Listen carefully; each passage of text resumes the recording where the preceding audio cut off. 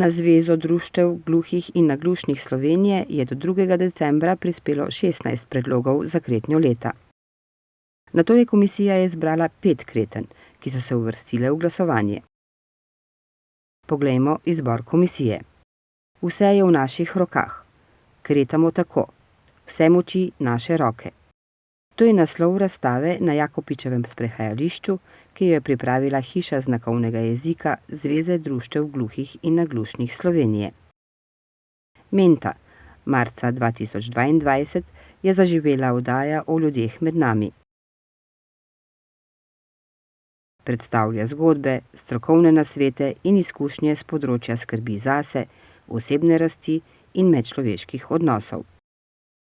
Kretnja za mento pomeni sveža in duševnost. Robert Golob. Za predsednika vlade smo določili kretnjo, ki ponazarja črko R in kodri na laseh. Tinnitus. Približno 25% ljudi enkrat v življenju doživi tinnitus. Kretnja za to je kot šumenje v ušesih. Urška Klakočar Zupančič. Za predsednico Državnega zbora smo določili kretnjo, ki ponazarja njeno obliko frizure.